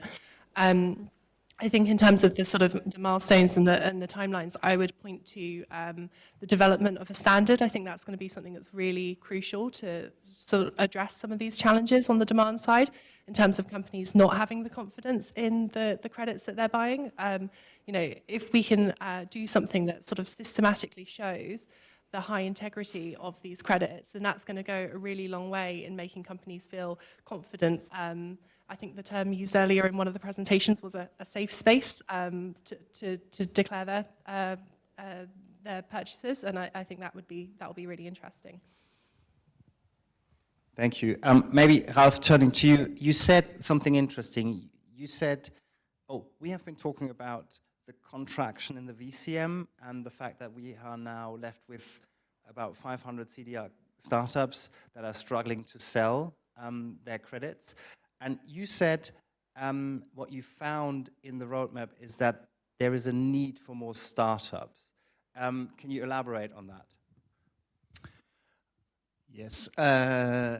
when you look at this moment, I think what I also heard from Fabio and also from you on, let's say, all kind of initiatives that are taken by companies and by others to really gain experience in the field and also use also the voluntary credits. I think that's quite good, and but I think it's also necessary to look a little bit further ahead because it's now more voluntary. We really have to look into the whole climate architecture because this market only can grow if there's clarity who will own the credits or how or if you can trade them and and on what conditions. And I think that's quite important because in the end it's also like the EU member states, they have to comply to certain, let's say, climate targets in their country and for the EU as a whole. And I think that kind of system should be gradually elaborated. And maybe it's good just to, let's say, we need experience on the ground, get that started, but also work on how the whole policy framework looks like. And maybe it's good to start with keeping it more separate, like the carbon removals, and then maybe in the future try to integrate it in, let's say, other instruments. Because we, for example, the ETS, when you look to the ETS, the first 10 years of the ETS were quite difficult. And you look to the price, and there were really people said it's not working, price, and then the market stability reserve came, and let's say more tighter standards. So, and I now would say it's working quite well. So you have to be very careful how you are going to introduce this. We need it, and we definitely need removals, but you have to do it in a very gradual and predictable way. I think there's a valid point. I do think we need to look at carbon removal slightly differently, though. I think we need to bear in mind that these carbon removal projects are not small investment projects, right? These are, in many cases, large infrastructure-like projects that require a significant amount of lead time. So the delay in terms of getting the clarity on the market to start these projects can be an impediment to making sure that we actually get these projects built. So we have over 500 companies today, probably more projects globally in the CDR space. I think one of our concerns is if we take time to get to a stage where we have confidence around the other parameters of the market to start building demand, what we're going to see is a lot of these companies fall by the wayside, and we're going to really face a massive shortfall in terms of projected supply in the future. Maybe I can also add one point, and it goes back to what I was saying before on carbon removal. We talk, so already it's good that we make a difference between permanent carbon removals and temporary carbon removals in this discussion, but even when we talk about permanent carbon removals, the maturity of the project and the understanding of the functioning of carbon removals are very different stages. And I fully understand your concern, you're absolutely right. We have to be super cautious to not destroy the instruments that we have spent so much years to have working and functioning quite well. And so we do not need, the first thing that we should avoid is to put more uncertainties on this. And we know that there are carbon removal solutions that provide more certainty than others. We know that some carbon removal solutions, anyway, at the current cost, they will be too expensive to have a real impact on existing carbon markets. And we know that for other carbon removal solutions, this is not the case. We have most uncertainty yet, but still, they have big potential, and we need to make sure that one way or the other, we are also developing incentives to better understand this removal, to test, to pilot, to develop these removals. And this is where things are not so easy. How we could put in place a policy framework that can address so different needs. And I'm not sure that only one tool will be the solution, and I think we need to provide a set of different solutions tailored to the characteristic of the carbon removals. Yeah, thank you, Fabian. You said something there, and I think you were referring to the ETS, that, you know, if we have to be careful and we have to be sure that carbon removal doesn't dismantle the efforts we have done so far. And in my mind, if we translate that into ETS, that means I hear a lot of people thinking about, you know, how much of removals are going to flood into the ETS market if we let it happen. But from everything we see right now, these are going to be very tiny numbers. I think of the 12 million tons sold, only a fraction, around 1 million tons, probably less, 600,000, thank you, Philip, has been delivered. So is that really going to make a difference in you know, with, for example, the ETS? Or aren't we a bit theoretical there?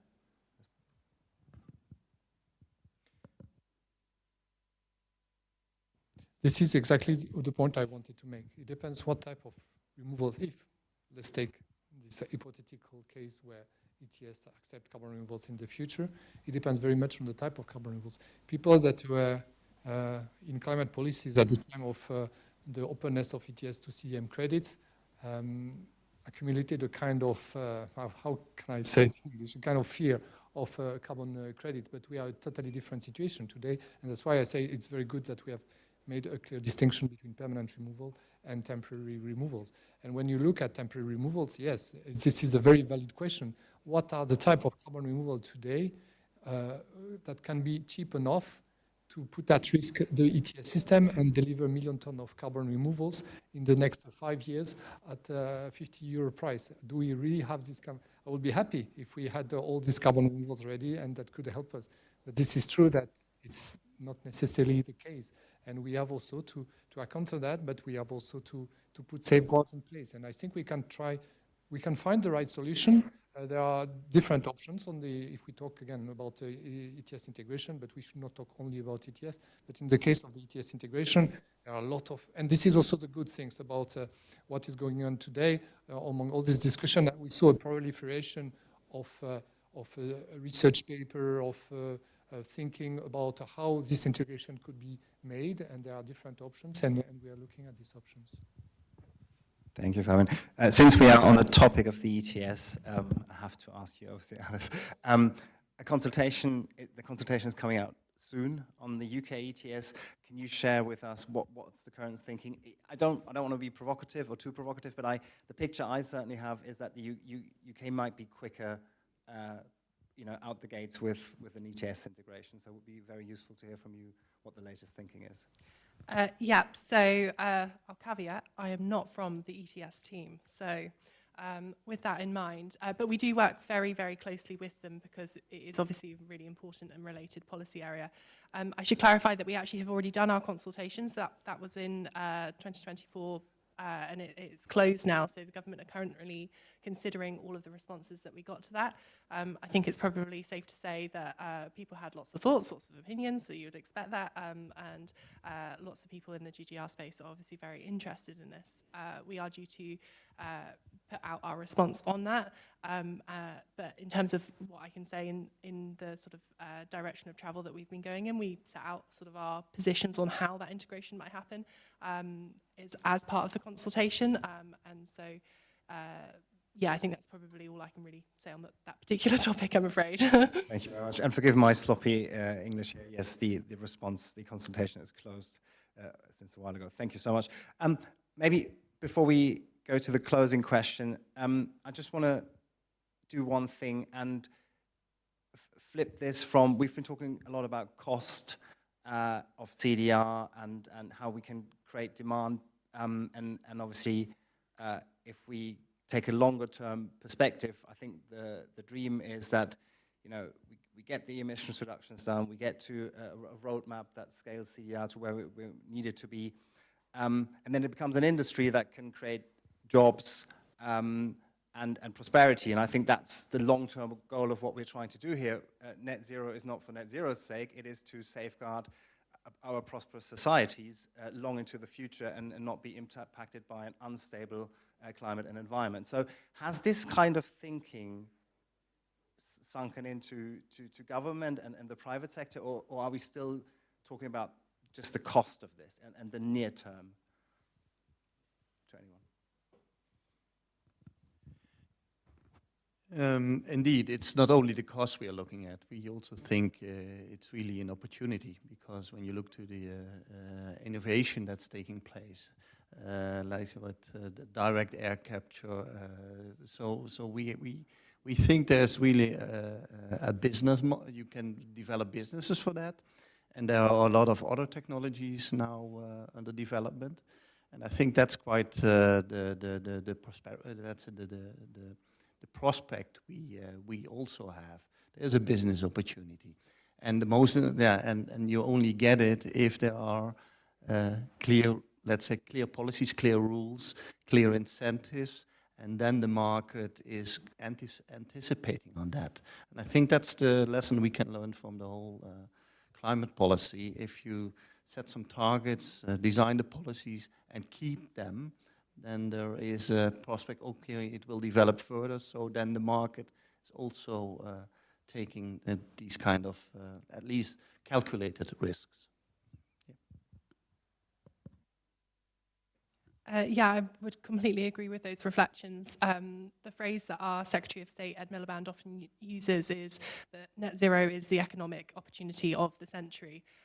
So, you know, we don't just focus in on sort of the immediate challenges around cost, but we do also think about what that long-term market looks like, what that growth looks like.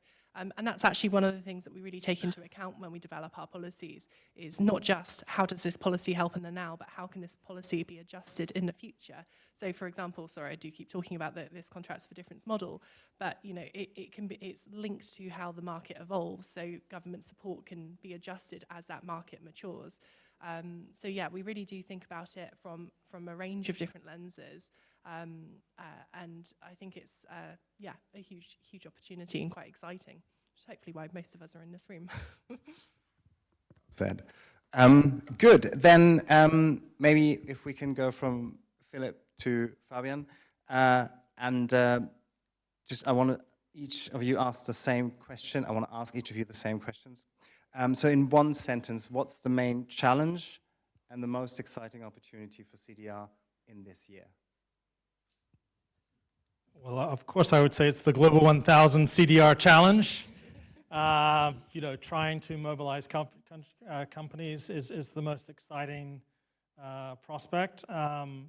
You know, I think there's a real opportunity here, particularly in the European Union and the UK, to kind of take over the leadership role around CDR and create the visibility and the confidence around the market to allow more companies to commit capital and join. So things like you know, differentiation of the targets and incentives to help drive the demand. I think companies are ready and waiting for the opportunity to get into the space. They just need some clarity from a regulatory standpoint and from a compliance standpoint to figure out how they can justify committing part of their balance sheet to this space. Thank you. Yeah, I think something that strikes me a lot is there's just an awful lot going on. There is a lot of policy to keep up with. There's a lot of noise to cut through, and it depends on which lens you're looking at GGRs from. You know, what an investor is interested in is not necessarily exactly the same as what the project's interested in. It's not necessarily the same as what a national government's interested in, and so forth. So I think that's probably something that's particularly challenging at the moment, as we are developing at quite a lot of pace. So opportunity, a new policy tracker is a really helpful tool, and I think that's really exciting. And I'm actually just really looking forward to being able to look back in a year's time at all of these sort of various policies that I've sort of signposted to today, and seeing how things have developed, because I think you know, the space will be changing at quite a quick rate over the next year.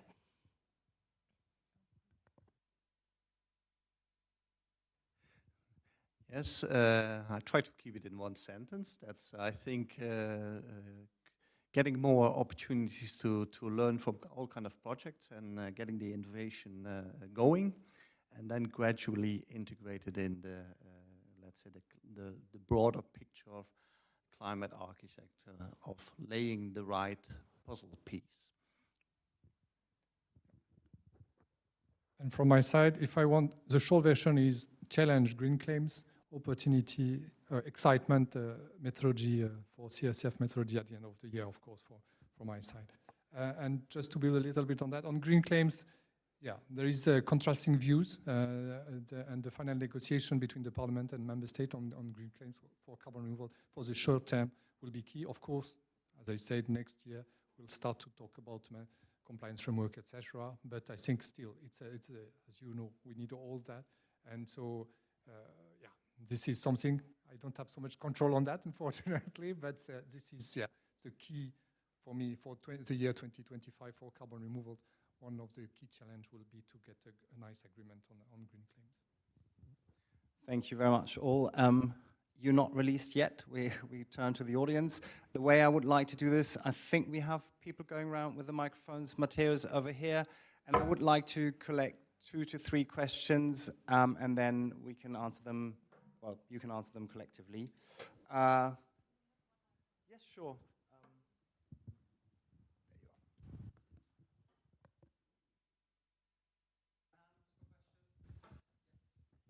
Hi, I'm Elizabeth from the Negative Emissions Platform. Thank you so much for this really interesting panel, and also a really big well done to Carbon Gap. You've done a phenomenal job with this policy tracker, and I think it's a really useful resource for the CDR sector.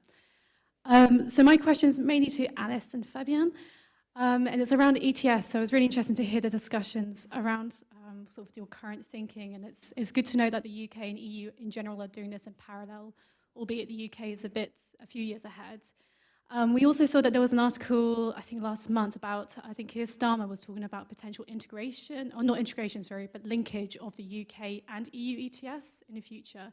And I wanted to hear from your point of view how this is impacting how you're designing integration. Are you already in discussions over trying to harmonize maybe the approaches being taken? So I think that would be really important to do. Thank you. Thank you. Any? Yeah. In the front, Marianne. Hey, thanks, Marianne from Remove. When Christoph asked about the biggest opportunity this year, none of you mentioned COP, and I would like to hear maybe the panel's just perspective on the role of carbon removal at COP, and maybe what we as a space can do until COP to make sure it has a prominent role. Thank you. Thank you, man. And one more before we go to answer them. Is there another one?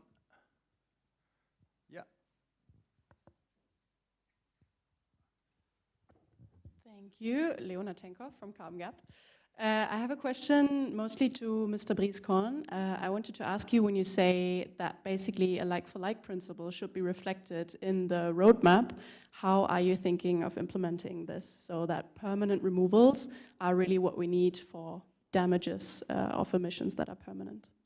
Thank you. Thank you. So that's perfect. So we have one to Alice and Fabian on the ETS and a potential linkage. And then I guess COP, that you could take that, Philip, and then Ralph on the like-for-like, and I'm very happy to share my microphone. Alice, do you want to start with Fabian? Fabian, you might actually be closer to this than I am. Yeah, no, I'm not working on the ETS here also at the level of the European Commission, but a few words about that. So yeah, it's a linking between the different ETS. So there is the European ETS, the UK ETS, the Swiss ETS, etc. And there are a lot of discussion on this. What will be the carbon? What will be the impact of dealing differently in different ETS with carbon removals? Yes, there is potential issue on that, and it should be part of the negotiations when we talk about linking. I think the European Commission is, and the European Union is looking at all, as I said many times, at a lot of options for the ETS. We are very much interested by what you are doing with contract for difference. I think in our thinking, contract for difference are very good options, but for that we need not stable, but we need a reference price for this contract for difference. You can put it at 0, but then it's just a grant, or you need a reference price. And to have this reference price, the ETS, it could be a very good reference price. So we could think about contract for difference toward the future, once we have, at a certain point, potentially, an integration on ETS, and we'll be very happy to learn from UK experience on that. I don't think there's anything I can really add to that, other than I'm always happy to talk about reference price. Very good. The sign at the start of collaboration.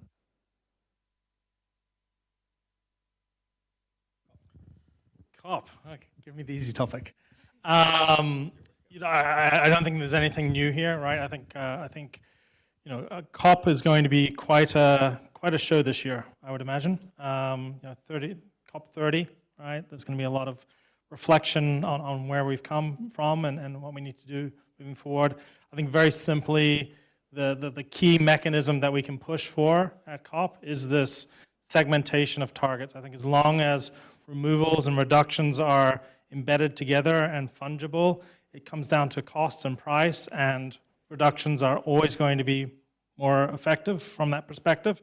So we're not going to see money flowing into removals. I think we need to separate out those discussions and make it a discussion not about reductions versus removals, but reductions and removals, and look to increase ambitions and increase the amount of funding going to these two different aspects of climate action. So I think a push for separate and distinct targets, particularly for durable carbon removals at COP 30, would be my recommendation of the best outcome that we could expect.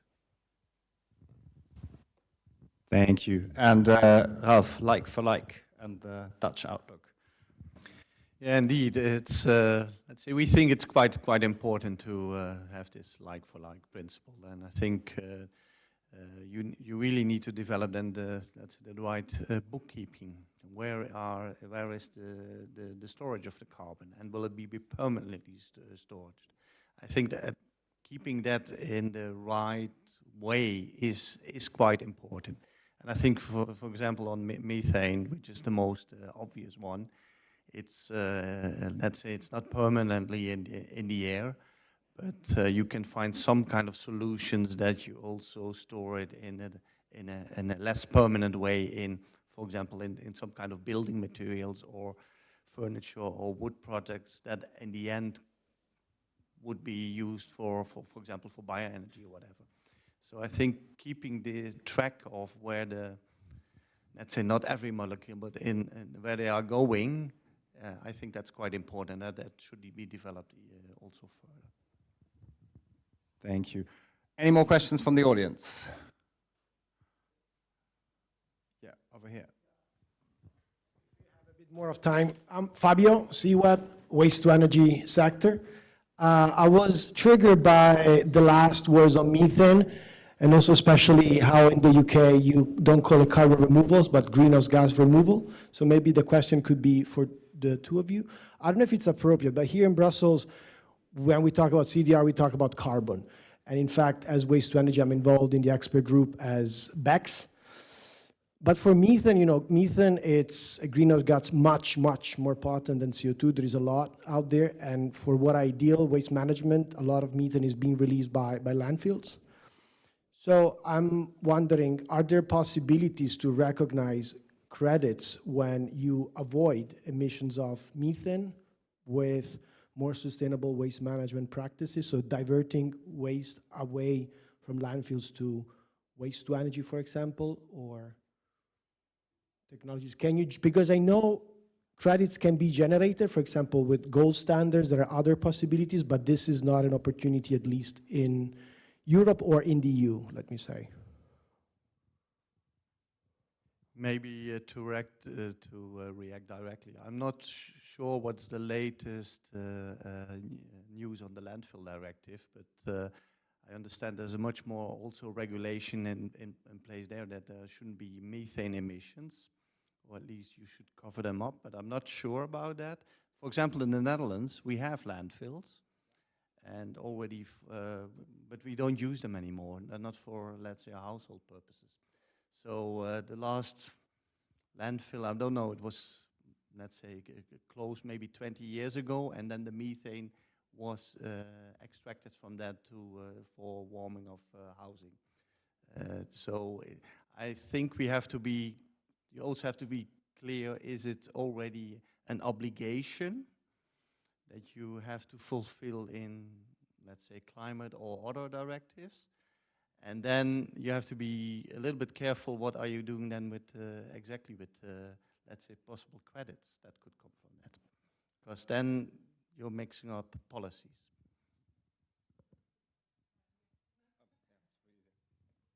Sorry, you've clearly hit on a topic which is quite interesting to all of us. Yeah, I think Something else that I would say is that, so in the UK we do have an energy from waste business model as well. So it's definitely something that is of interest to us. This is part of the work of a standard, right? It's to make sure that you are really confident that in the high integrity of whatever credits are generated. So talking about, I use the terminology GGRs because that's the terminology that was in our team when we first joined, but a lot of the activity is really focused on carbon removals. But that doesn't mean to say that there's not work that can be done in the biomethane space as well. We do take a technology agnostic approach to our business model, so as long as you meet our eligibility criteria, that's the thing that's important to us. And about methane, I just wanted to say that in the context of certification for carbon removal, so we have to develop a pilot because this is carbon removals and carbon farming. And for the carbon farming part, we have to develop a pilot methodology for livestock emissions, so methane in this case. So not from the waste sector, but for livestock emissions. And for removal of methane on this, since the methane is staying 10, 12 years in the atmosphere, does it make really sense to actively try to take it out of the atmosphere or destroy it in the atmosphere? This is another question. Perfect. I understand we have time for just one more question. Yeah, come on. You earned that question. I waited. You did a lot. Cool. Yeah, my question's for Philip then, as someone who works with buyers, because I think we've talked a lot today about startups and suppliers, but especially in the context of the compliance market, I do think buyers are underrepresented, and I think at Carbon Gap we're really interested to understand what is the expectation on the buyer side, how can we bring them along in the conversation when it comes to sort of paying for removals in future, and whether that conversation's happening already. And like another broad question. Look, I think the policy tracker is a great first start. We do get questions from buyers about the regulatory environment. Is something going to be CRCF compliant or not? The reason that companies are working with a company like Climify, which specializes in durable carbon removal solutions, is because there is a lot of uncertainty there. So for buyers, it's really the uncertainty that we need to try and overcome. So anything that you can do to provide some clarity in terms of the policy framework, in terms of future regulation that's coming down the pipeline. I think the markets, as we saw earlier on the word map, were quite fragmented, came up a lot. If we expect that the compliance markets, which will help to drive the demand, are going to remain somewhat fragmented for some time, having some clarity around what that looks like and where, if I'm looking at a project to purchase, should I be looking at a biomass burial project? Should I be looking at a waste energy project? Is biochar eligible in this particular regime where I'm operating? Those sorts of insights are useful from a durable carbon removal perspective. It's really about information, certainty, and the compliance drivers that will help to build more voluntary and then, in turn, compliance demand from the corporate sector. Thank you, and thank you very much. Maybe I'll quickly summarize. I learned a lot, and what I learned is one thing. We've all seen this before, right? In the 1990s, we've tried it with renewables, and we went through ups and downs, but we kept at it, and that's how eventually we now live in a world where renewables are cheaper than a lot of fossil energy forms. And I think we have to do the same with CDR. We had a quick kind of uptake in the first few years in the voluntary space. This has now contracted a bit, but it's so important to keep at it, and it's so great to see that we have governments thinking about both the climate impact, but also the economic impact, and working together with the private sector, and that we have milestones during the next few years that make me really hopeful that we can keep this up and arrive at that gigaton scale. So thank you very much. And before we go, and this is the last segment, we have a last message from Leila Connors. She's a great filmmaker. She's the founder of Tree Media, and she has done more than 100 media projects, short films, and also 6 big documentaries on climate. One of them is Ice on Fire with Leonardo DiCaprio, and she recently did a full-length documentary on CDR, and I encourage you all to watch it. It's called Legion 44, and it's a great way of understanding, you know, where the carbon removal industry is. It showcases a few companies, and it obviously tries to explain the concept to a wider audience. I guess Leila has the last word. Hi, everyone. I want to thank Carbon Gap for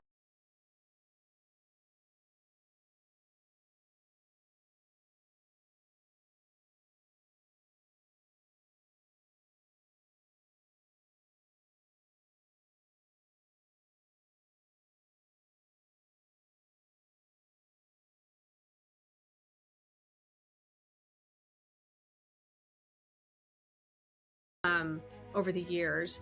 CDR helps us understand that we're living inside the carbon cycle. And when we really truly take that in, we have the ability to fashion society in such a way that we live inside it in a more balanced way. Rather than just emitting it in one direction, we have learned now to cycle it, and we can even restore deep carbon pools, which I find fascinating. So rather than just burning it and putting it into the sky, we can bring it down, we can put it away where it came from, or make materials. So we're at a moment where, I would say, massive disruption, where materials, fuels, and even the healing of our atmosphere, we're at the door of all of that for the next 20 to 30 years and ongoing. It's going to change every aspect of our lives. And as many of you may know, we did a film called Legion 44 to help bring CDR to the wider world. We basically cover so many different pathways, so many different people from around the world, that it just shows the depth and the breadth of the industry. And that to me is very exciting, because it brings new money into the industry, and it brings new people into the industry who want to join it, because it basically shows that it's not just a utopic idea of a few people, that this has got legs, as we say. And so Legion 44 was made for all of you to use it as a tool for education, for inspiration, and that's part of a message that I'm delivering today, is that it is a film that was made for you.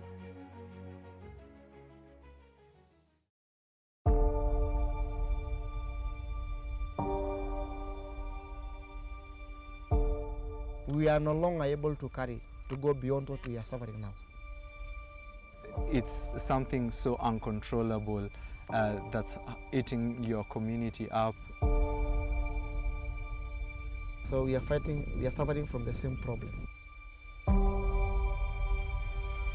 We need to stop putting CO2 into the atmosphere. But once it's already in there, carbon removal is one of the few tools that directly addresses that cause of suffering. So carbon dioxide removal is the act of taking carbon dioxide out of the atmosphere and putting it away at a time scale that is impactful for climate. We've built direct air capture facility that actually removes carbon from the air and permanently sequesters it into concrete. I go to work every day with 13 Kenyans who are really motivated to solving the greatest problem of our time. Human ingenuity is something that I would bet on every single day. Carbon removal needs to happen. It's not a question of like, can we do this? We must do this. We must find a way. I'm a big fan of algae. I think they quite literally will save the world. We as human beings need to be continuously searching for opportunities to solve this issue of climate change, to really try and make an impact. I think we'll succeed. With the journey we started, it's very ambitious to do it, but we're on track. How do we bring in industries that use energy and give the license to develop everything as quickly as possible? Sargassum, sequestering it and using it as the kryptonite for carbon. There are policies and stakes that are being put in place of like, here's what we want to see with carbon removals. Scientists have known that this is possible for a really long time. One of the ways to pull CO2 out of the atmosphere, which is the weathering of rocks. So it's a win-win situation for growers. Biochar has so many different applications.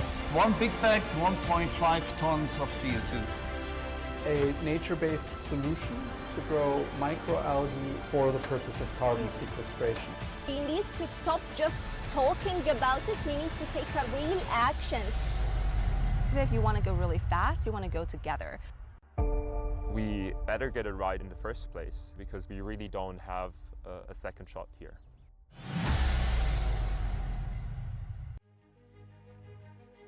Where we are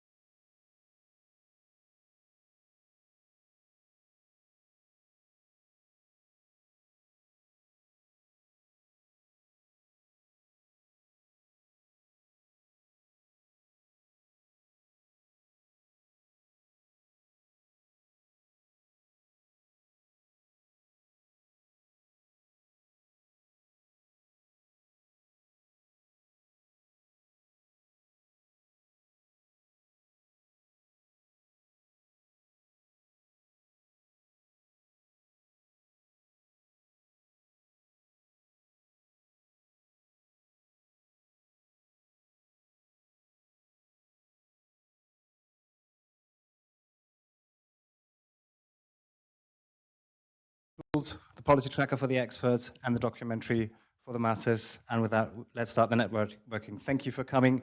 Thank you for being here. And yeah, let's enjoy the rest of the show.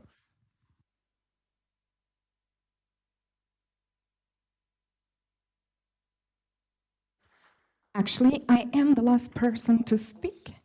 But thank you very much, Christoph. Thank you very much, everyone else. This is why my team is so much better than mine. I promise I'm not going to take much of your time, especially after such a thoughtful, inspiring video. We've heard a lot today about the positive developments in the CDR space, but even more than that, we've heard a lot about the gaps that still exist in policy, the gaps in funding, the gaps when it comes to demand. And we know very well that without strong demand signals, this sector will simply not scale at the pace that we need it to scale. And while Leila told us not to worry too much about what's happening on the other side of the Atlantic, I personally worry. There's people losing jobs right now. It's unclear what that means for CDR policy in the US and for the office in charge of CDR. And if anything, that should provide more impetus for the EU and for its member states to really take a role of leadership globally when it comes to CDR. And we simply cannot afford to wait and see. We need EU action. And we've heard so many of the things that we need. We need separate targets, and the revision of the climate law that comes up this year will provide an opportunity to do that. We need clarity on the claims that companies can make, and green claims, as Fabian was mentioning earlier, hopefully will lead to that. We need more funding, more financing. We need dedicated deployment incentives. And again, we've heard so many options that could work in the short term. And when it comes to the longer term, we need a compliance mechanism that works for CDR. That will give CDR innovators and CDR investors the confidence they need to move forward. And we don't need just action. If I may paraphrase a certain maverick, we feel the need for speed, and we need to accelerate. We need to accelerate policy, we need to accelerate investment, we need to accelerate deployment. And we'll have the Clean Industrial Deal next week. Hopefully that, if the compass really is the North Star, should provide ideas and proposals for deployment incentives for CDR. And we hope that also with the Fit for 90, hopefully a package that will come next year, this will also materialize. And lastly, at Carbon Gap, we're really committed to contribute to this process, and the policy tracker is one of the tools that we're providing to the wider ecosystems to do that. And I'd like to invite on stage a few people, and that's Alexi, that is Lydia, that is Eloisa, that is Francesca, that is Thibaut, and Walter, who has a very good excuse not to be here. He's a dad, a new dad. But yeah, these are the people behind the tracker. I'll just move away because it's not me, it's them. And I would like to ask you to join me in an amazing round of applause for you. We're very proud of you. Thank you so much.